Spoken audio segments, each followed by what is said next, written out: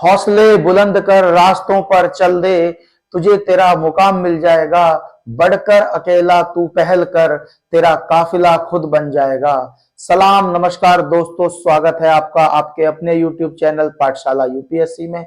मैं अली सर आज के टॉपिक में लेकर के आया हूं जो हमारी इंडियन पॉलिटी की सीरीज चल रही है, उसमें आज हम बात करेंगे सुप्रीम कोर्ट ऑफ इंडिया की, जो कि आर्टिकल 124 से 147 के बीच में आता है कॉन्स्टिट्यूशन ऑफ इंडिया के। ठीक है, तो आज उन्हीं आर्टिकल्स, जो इंपॉर्टेंट आर्टिकल्स हैं जिनसे यूपीएससी आईएएस एग्जाम में क्वेश्चंस पूछे जाते हैं कंटिन्यूअसली, तो उन्हीं आर्टिकल्स के बारे में सारी चीजों को आज हम डिस्कस करेंगे।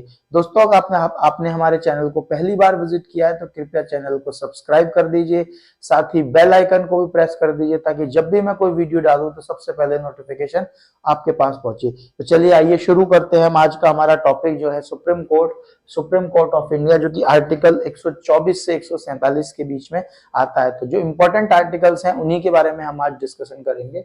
ठीक है, सबसे पहले तो सुप्रीम कोर्ट की अगर डेफिनेशन मैं आपको बता दूं सिंपल लैंग्वेज में, तो सुप्रीम कोर्ट क्या है? सर्वोच्च न्यायालय इसको बोलते हैं।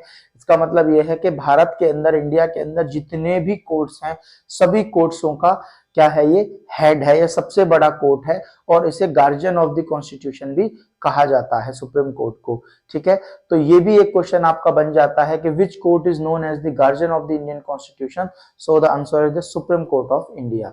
ठीक है, डेफिनेशन की बात करेंगे, it mean stands at the apex of the judicial system of India. मतलब जो भारतीय न्यायिक व्यवस्था है या जुडिशियल सिस्टम है, उसके apex it mean top level पे है। ठीक है, तो आइए शुरू करते हैं आर्टिकल 124। ठीक है, 124 कहता है establishment and constitution of supreme court. कहता है कि कॉन्स्टिट्यूशन मतलब संविधान नहीं, मतलब जो उसका कंपोजिशन है कि कौन कौन होते हैं सुप्रीम कोर्ट के अंदर, जैसे कि सीजीआई हो गया और अदर जजेस के बारे में यहाँ पे बात कर रहा है। ठीक है, तो एस्टेब्लिशमेंट और कंपोजिशन की बात करता है सुप्रीम कोर्ट। 28 जनवरी 1950 में सुप्रीम कोर्ट बना। ठीक है, इंडिया के अंदर आजादी के बाद। ठीक है, और इसमें जो है chief justice of India, other जजेस। ठीक है, और इस वक्त जो है अगर हम बात करेंगे तो डी.वाई. चंद्रचूड़ जो है वो सीजीआई हैं इंडिया के इस वक्त। जो मतलब सीजीआई हैं वो है डी.वाई. चंद्रचूड़। ठीक है, उसके बाद हम बात करेंगे आर्टिकल 124 क्लॉज 2 के बारे में, जो कि बात करता है कि सुप्रीम कोर्ट के जो जजेस हैं वो अपना रेजिग्नेशन देते हैं प्रेसिडेंट को। ठीक है, रेजिग्नेशन के बारे में बात हो रही है। उसके बाद आर्टिकल 124 क्लॉज 3 में बात करते हैं क्वालिफिकेशन की, कि सुप्रीम कोर्ट का जज बनने के लिए क्या क्या क्वालिफिकेशन होनी चाहिए। तो सबसे पहला सिटीजन ऑफ इंडिया। ठीक है, दूसरा हाई कोर्ट का जज होना चाहिए 5 साल के लिए, या हाई कोर्ट में एडवोकेट होना चाहिए 10 साल के लिए कम से कम, या कोई डिस्टिंग्विश्ड ज्यूरिस्ट है प्रेसिडेंट की ओपिनियन में तो उनको क्या कर सकते हैं? वो जज as a supreme court appoint कर सकते हैं। ठीक है, उसके बाद आर्टिकल 124 क्लॉज 4 जजेस रिमूवल। ठीक है, जो जजेस हैं उनका रिमूवल कैसे होगा? Only on the ground of proved misbehaviour और incapacity order each house with the special majority. ठीक है, अगर वो मिसबिहेव करते हैं या दूसरी चीज क्या है, इनकैपेबल हैं, ठीक है, तो उनको क्या कर सकते हैं? रिमूवल कर सकते हैं, उनको उनकी पोस्ट से हटाया जा सकता है।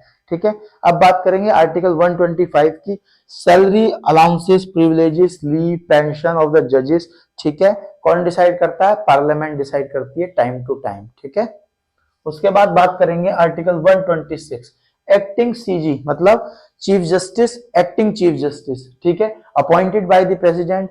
क्या कंडीशंस हो सकती हैं? या तो सीट वैकेंट है, भाई सुप्रीम कोर्ट के जो सीजीआई हैं वो है नहीं, ठीक है, बाहर गए हुए हैं, सीट उनकी वैकेंट है किसी भी रीजन से, या टेम्परेरी एब्सेंट है, या unable to perform his duties हैं। तो उस कंडीशन में क्या है, आर्टिकल 126 के तहत एक एक्टिंग चीफ जस्टिस को बिठाया जा सकता है प्रेसिडेंट के द्वारा। ठीक है, उसके बाद आर्टिकल 127 जो एड हॉक जजेस की बात करता है, इट मींस के जो टेम्परेरी बेसिस पे जजेस को मतलब कर लिया जाता है, अपॉइंट कर लिया जाता है किसी भी केस में। ठीक है, आर्टिकल 128 रिटायर्ड जजेस, जो रिटायर्ड जजेस हैं उनके बारे में क्या है कि chief justice of India request कर सकता है रिटायर्ड जजेस से, क्या कि टू एक्ट एज अ जजेस for the supreme court for a temporary period. मान लीजिए सुप्रीम कोर्ट में जजेस की कमी है, तो जो रिटायर्ड जजेस हैं सॉरी रिटायर्ड जजेस हैं उनको क्या रिक्वेस्ट कर सकता है कि टेम्परेरी पीरियड के लिए वो सुप्रीम कोर्ट ज्वाइन कर लें या किसी भी मैटर में आकर के अपने डिसीजंस दे सकते हैं, ठीक है, एज अ जज।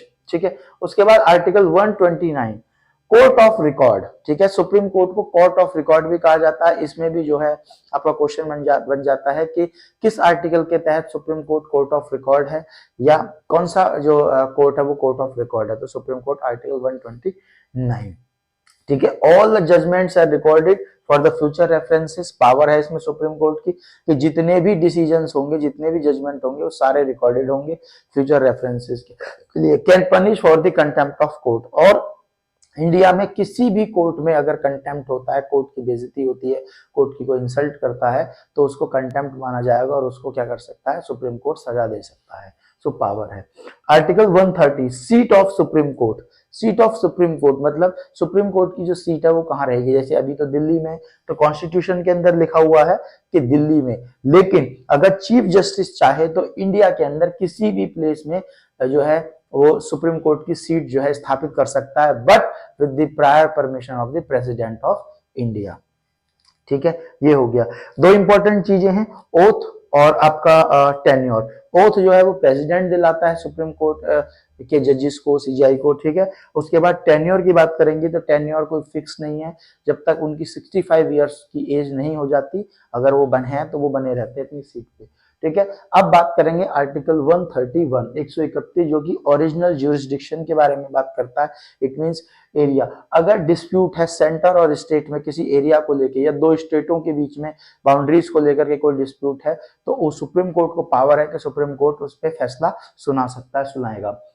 आर्टिकल 132 एपिलिएट ज्यूरिडिक्शन, मतलब कि जो भी लोअर कोर्ट्स में डिसीजंस हुए हैं उनके लिए अपील जो है सुप्रीम कोर्ट में करी जा सके। Here appeal against the judgment of the lower courts, कोई भी लोअर कोर्ट, चाहे हाई कोर्ट है, चाहे डिस्ट्रिक्ट कोर्ट है, चाहे सेशन कोर्ट है, ठीक है, तो कहां अपील कर सकते हैं, सुप्रीम कोर्ट में कर सकते हैं। 132 article 137 power of judicial review, ठीक है, एक इससे भी क्वेश्चन आ जाता है कि किस आर्टिकल में जो है पावर ऑफ जुडिशियल रिव्यू है सुप्रीम कोर्ट को, ठीक है।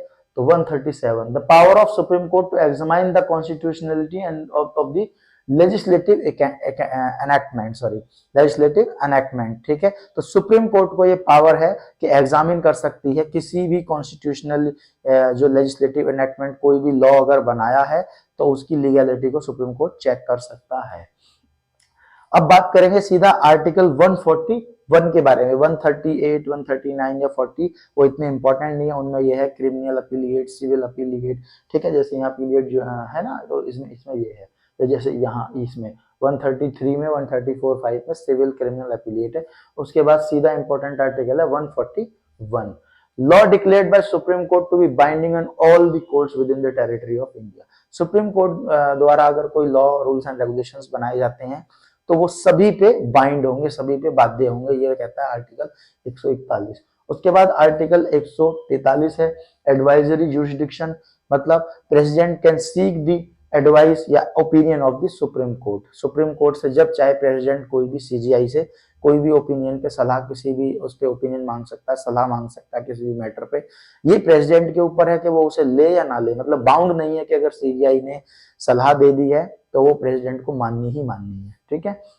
उसके बाद बात आती है पीआईएल, पब्लिक इंटरेस्ट लिटिगेशन, ठीक है। अगर मान लीजिए कि आपको कोई प्रॉब्लम है, आपके साथ कुछ हो रहा है या सोसाइटी के साथ कुछ हो रहा है, तो अगर आप केस नहीं कर रहे तो कोई भी आपके इंटरेस्ट में कोई भी आपको लेकर के केस डाल सकता है, पीआईएल डाल सकता है, ठीक है। तो ये था हमारा आज का सुप्रीम कोर्ट के सारे इंपॉर्टेंट आर्टिकल्स, क्या क्या इंपॉर्टेंट क्वेश्चंस इसमें से आ सकते हैं, सारी चीजें मैंने बता दी हैं। तो अगर आपको कोई डाउट हो, कोई क्वेश्चन हो, तो आप कमेंट सेक्शन में आके बताइए और मिलते हैं बहुत जल्द नेक्स्ट वीडियो में। Thank you.